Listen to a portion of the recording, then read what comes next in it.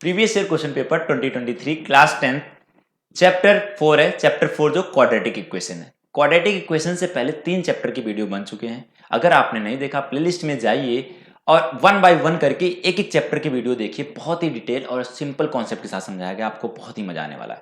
चलते हैं आज के क्वेश्चन की तरफ। Hello everyone, welcome to challenger classes. Channel पे नए हैं तो चैनल को सब्सक्राइब करना ना भूलें।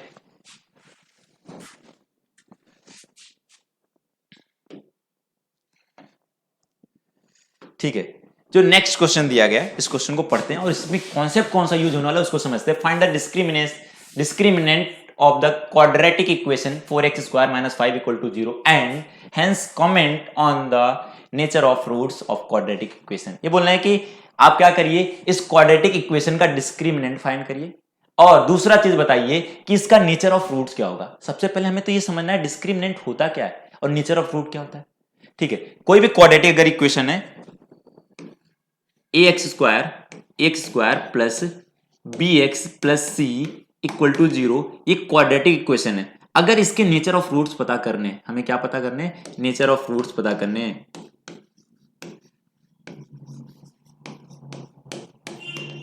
तो हमें किसका जरूरत पड़ेगा, डिस्क्रिमिनेंट का जरूरत पड़ेगा। किसका पड़ेगा,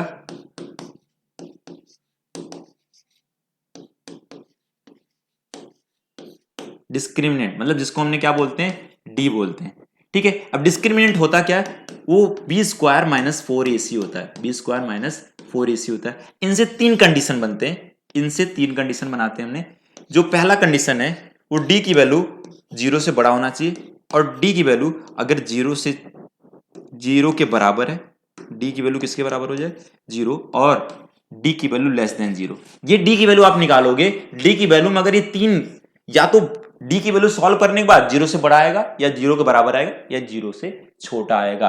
अब सॉल्व करने पर अगर 0 से बड़ा आया तो हम उसको बोलते हैं रियल एंड डिस्टिंक्ट रूट्स।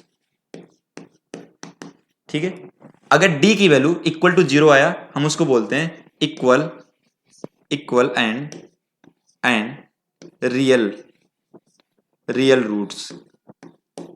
ठीक है, और d की वैल्यू अगर 0 से छोटा आया उसमें बोला था नो रियल रूट्स। ठीक है, अब ध्यान दीजिए कि d की वैल्यू पे डिपेंड करता है सारी चीजें। किस पे डिपेंड कर रहा है, d की वैल्यू पे डिपेंड कर रहा है। और इससे ग्राफ भी बना सकते हैं आप। ग्राफ अगर कहीं पर ऐसा ग्राफ दिखे, ऐसा दिखे कि एक्स एक्सिस को कहीं पर 2 पॉइंट पे कट कर रहा है तो उसके दोनों जीरो हो जाएंगे। और कहीं पर ऐसा ग्राफ दिखे कि एक्स एक्सिस को टच करते हुए जा रहा है तो उसका मतलब दोनों के दोनों जीरो इक्वल हो जाएंगे। और कहीं पर ऐसा ग्राफ दिखे कि जहां पर वो दोनों के दोनों, तो इस तरह से हम ग्राफ बनाते हैं। और एक चीज ध्यान रखना, जो ऊपर वाला ग्राफ बनता है ना, वो अगर a की वैल्यू पॉजिटिव है तब बनता है। यही सेम नीचे की तरफ अगर बन जाए, जैसे ऐसे बन गया कि नीचे की तरफ बन गया, तो ये नीचे की तरफ, इसका मतलब a की वैल्यू नेगेटिव है तब ऐसा बनेगा। तो ऐसे क्वेश्चन मिलेंगे, अगर मिलेंगे तो हम सॉल्व जरूर करेंगे ऐसे क्वेश्चन पे। ठीक है, तो चलिए अब आते हैं, हमने कॉन्सेप्ट तो समझ लिया कौन सा कॉन्सेप्ट यूज होने वाला है। क्वेश्चन को फटाफट सॉल्व करते हैं और इससे,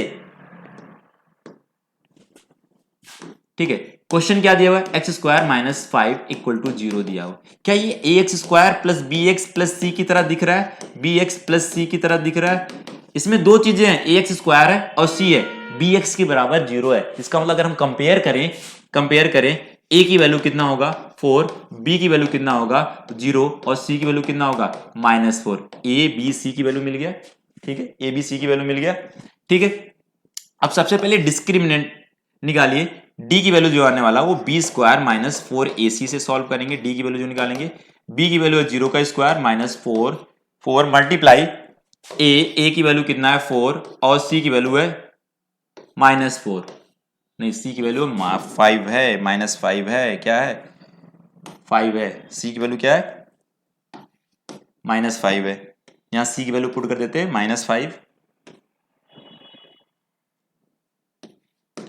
ठीक है, तो 0 का स्क्वायर और माइनस माइनस का करोगे प्लस, ये हो जाएगा 24 जा कितना होता है 80 आ गया। तो 80 जो आया वो 0 से बड़ा है। क्या है, ये 0 से बड़ा है, मतलब d की वैल्यू क्या आ गया, ग्रेटर देन 0। क्या आया, ग्रेटर देन 0 आया।